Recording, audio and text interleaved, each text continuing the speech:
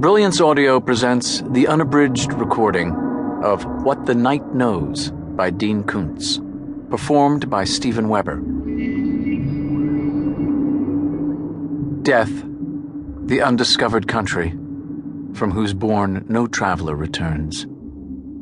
Shakespeare, Hamlet. Chapter 1.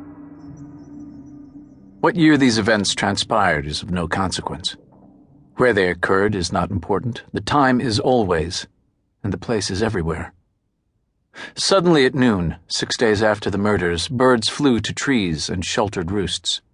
As if their wings had lanced the sky, the rain fell close behind their flight. The long afternoon was as dim and drowned as twilight in Atlantis.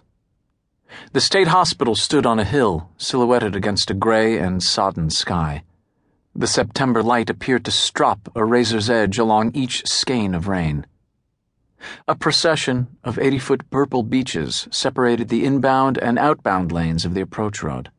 Their limbs overhung the car and collected the rain to redistribute it in thick drizzles that rapped against the windshield. The thump of the wipers matched the slow, heavy rhythm of John Calvino's heart. He did not play the radio. The only sounds were the engine, the windshield wipers, the rain, the swish of tires turning on wet pavement, and a memory of the screams of dying women. Near the main entrance, he parked illegally under the portico. He propped the police placard on the dashboard. John was a homicide detective, but this car belonged to him, not to the department. The use of the placard while off-duty might be a minor violation of the rules, but his conscience was encrusted with worse transgressions than the abuse of police prerogatives. At the reception desk in the lobby sat a lean woman with close-cropped black hair. She smelled of the lunchtime cigarettes that had curbed her appetite. Her mouth was as severe as that of an iguana. After glancing at John's police ID and listening to his request, she used the intercom to call an escort for him. Pen pinched in her thin fingers, white knuckles as sharp as chiseled marble, she printed his name and badge number in the visitor's register.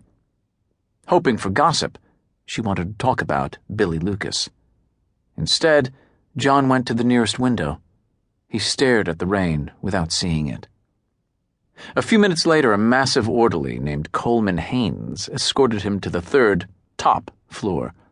Haynes so filled the elevator that he seemed like a bull in a narrow stall waiting for the door to the rodeo ring to be opened.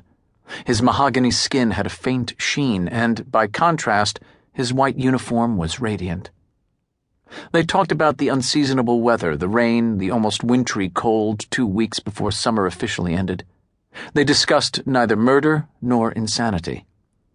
John did most of the talking. The orderly was self-possessed to the point of being phlegmatic. The elevator opened to a vestibule. A pink-faced guard sat at a desk reading a magazine. "Are you armed?" he asked. "My service pistol." "You'll have to give it to me." John removed the weapon from his shoulder rig, surrendered it. On the desk stood a Crestron touchscreen panel. When the guard pressed an icon, the electronic lock released the door to his left. Coleman Haynes led the way into what appeared to be an ordinary hospital corridor. Gray vinyl tile underfoot, pale blue walls, white ceiling with fluorescent panels. "Will he eventually be moved to an open floor, or will he be kept under this security permanently?" John asked. "I'd keep him here forever, but it's up to the doctors." Haynes wore a utility belt, in the pouches of which were a small can of mace, a taser, plastic strap handcuffs, and a walkie-talkie. All the doors were closed.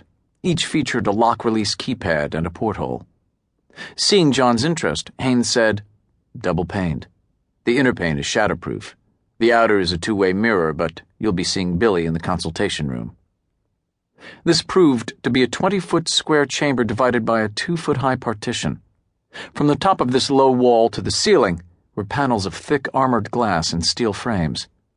In each panel, near the sill and just above the head height, 2 rectangular steel grills allowed sound to pass clearly from one side of the glass to the other. The nearer portion of the room was the smaller, 20 feet long, perhaps 8 feet wide. 2 armchairs were angled toward the glass, a small table between them. The farther portion of the room contained one armchair.